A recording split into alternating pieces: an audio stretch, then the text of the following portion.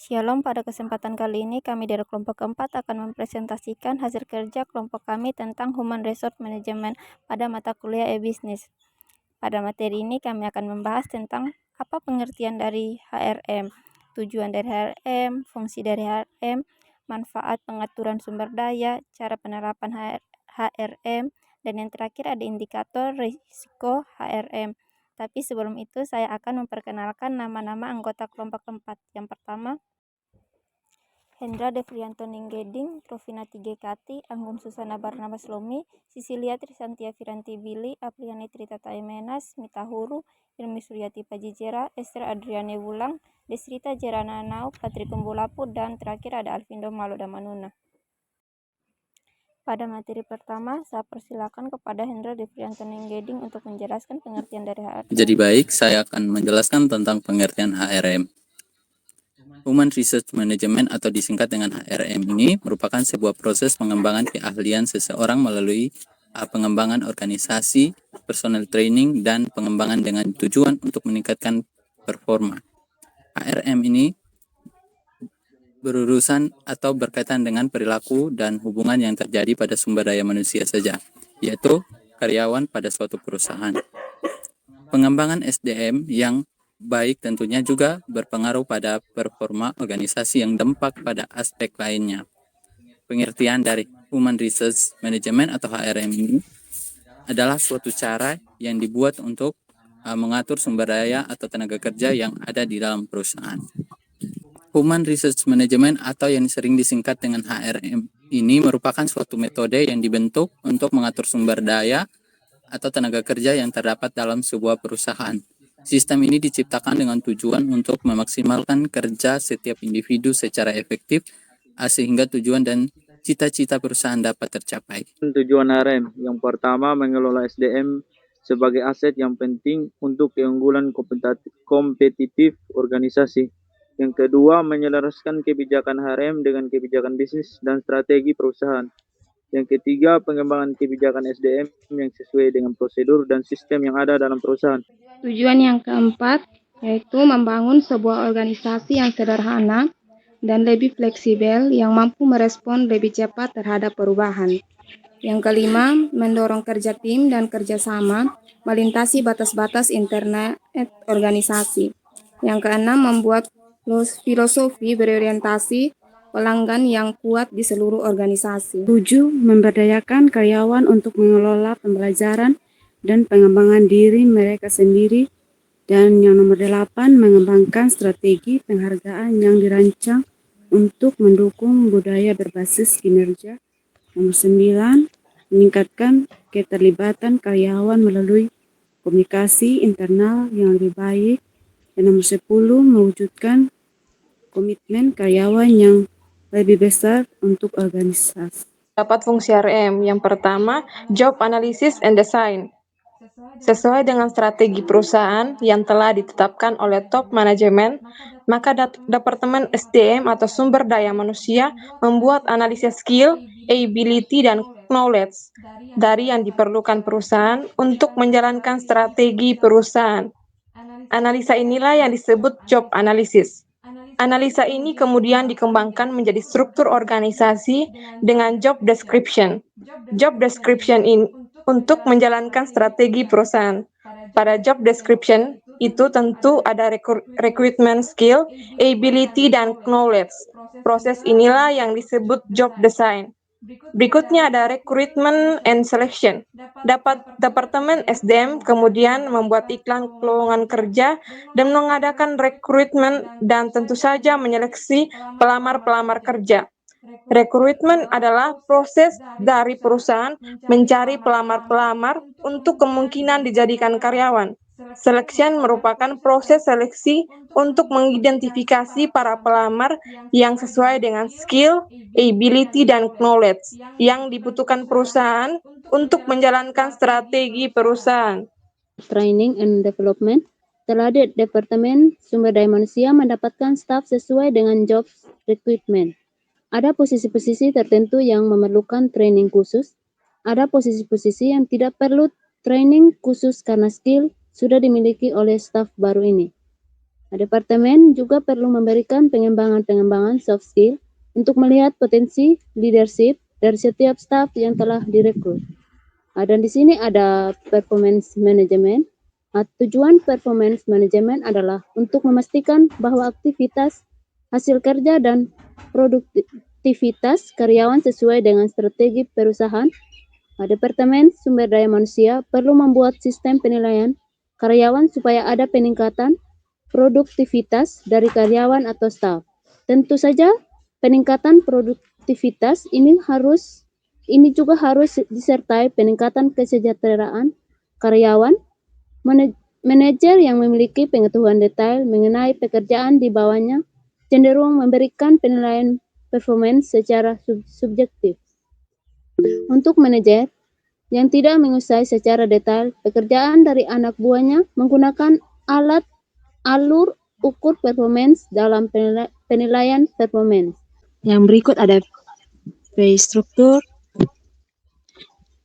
incentive, and benefit.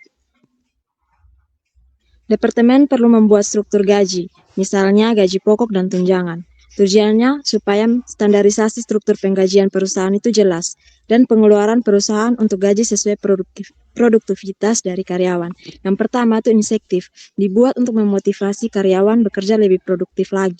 Yang kedua, sementara benefit adalah sebagai upaya perusahaan agar karyawan senang dan menikmati bekerja di perusahaan.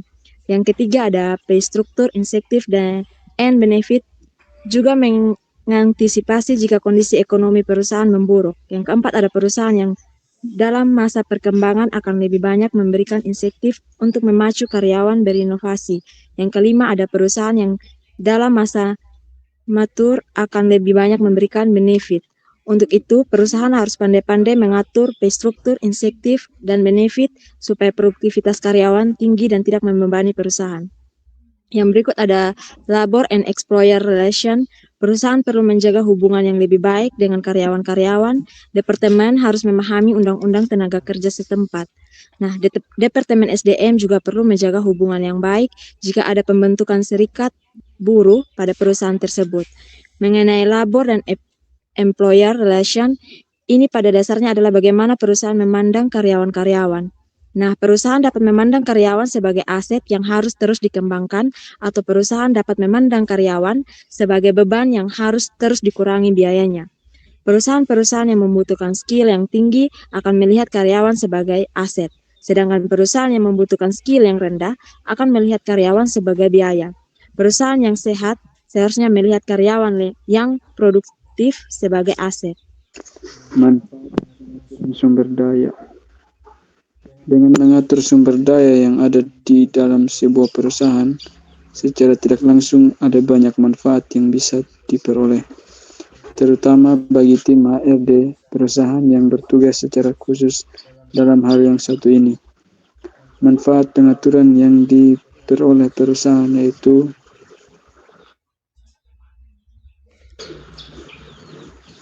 pertama, membantu mencapai target yang ditetapkan perusahaan, sehingga secara tidak langsung dapat membantu menambah pendapatan serta keuntungan perusahaan yang sepenuhnya.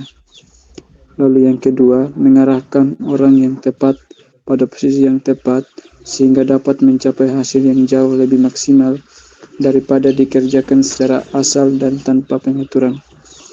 Lalu yang berikut yang ketiga, memanajemen waktu dan pekerjaan yang lebih maksimal serta optimal, sehingga pekerjaan bisa cepat diselesaikan dengan baik tanpa harus memerlukan waktu lebih atau penambahan sumber daya.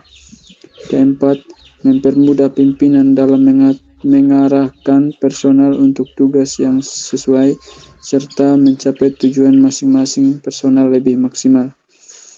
Lalu yang kelima, mempermudah pembekalan yang diperlukan, termasuk pemberian pelatihan yang sesuai minat dan bakat, sehingga dapat lebih mudah pula untuk melihat potensi karyawan sepenuhnya pada bidang yang ditekuni.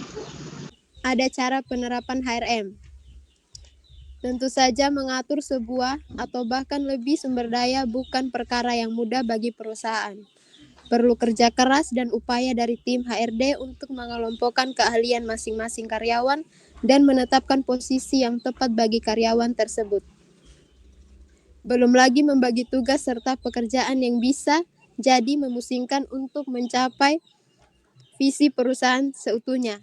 Ditambah melakukan peningkatan kompetensi dan keahlian karyawan agar dapat mencapai target yang ditetapkan. Oleh sebab itu, perlu tips dan langkah yang tepat untuk mewujudkan hal tersebut. Salah maka perusahaan tidak bisa memaksimalkan sumber daya yang dimiliki.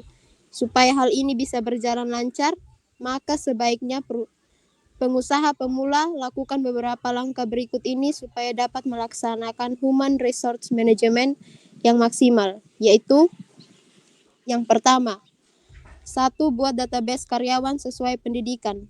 Pertama-tama tentu perusahaan perlu untuk memastikan data karyawan yang tepat dan benar, terutama dalam hal keahlian dan latar belakang pendidikan. Hal ini diperlukan supaya nantinya mempermudah tim HRD perusahaan dalam mengarahkan seseorang pada posisi yang diperlukan. Yang kedua, ada selektif dalam menilai potensi karyawan. Selanjutnya, tetapkan tugas dan beban kerja pada karyawan yang sesuai dengan keahlian tersebut. Pastikan pula beban kerja yang diberikan sesuai dengan jumlah serta tahun pengalamannya. Seorang pekerja yang baru saja lulus tidak dapat disamakan dengan mereka yang sudah bekerja bertahun-tahun. Di sini tim HRD harus jeli melihat potensi karyawan dengan lebih selektif. Kemudian yang ketiga, penilaian kinerja karyawan. Setelah melakukan pembagian tugas dan posisi yang tepat, maka selanjutnya perlu dilakukan penilaian kinerja karyawan sehingga dapat melihat apakah pembagian kerja yang dilakukan sudah sesuai atau belum. Yang keempat, pelatihan peningkatan skill karyawan. Apabila pembagian kerja sudah sesuai, maka ada baiknya meningkatkan keahlian karyawan dengan jalan memberikan pelatihan yang tepat dan sesuai. Di sini tentu akan membantu meningkatkan kemampuan karyawan dalam melaksanakan pekerjaan lebih cepat sehingga dapat meraih target perusahaan lebih baik juga. Yang kelima, ada evaluasi produktivitas karyawan. Terakhir, supaya lebih maksimal selalu lakukan evaluasi efektivitas dan produktivitas karyawan sepenuhnya, sehingga akan mudah untuk menemukan solusi apabila karyawan dianggap tidak produktif atau target tidak tercapai sepenuhnya. Indikator risiko HRM. Yang pertama itu perbandingan pelamar dan kebutuhan jumlah SDM. Yang kedua, varians pelamar dengan pekerja yang berhenti. Yang ketiga, rasio staf pendukung. Yang keempat, presentasi pekerja tiap departemen. Yang kelima, Employee Productive Index. Yang keenam, solusi software manajemen keuangan dan manajemen sumber daya manusia. Sekian hasil presentasi dari kelompok kami. Jika ada pertanyaan dari kawan kelompok lain, kami memberikan kesempatan 1 pertanyaan untuk 1 kelompok. Sekian dan terima kasih.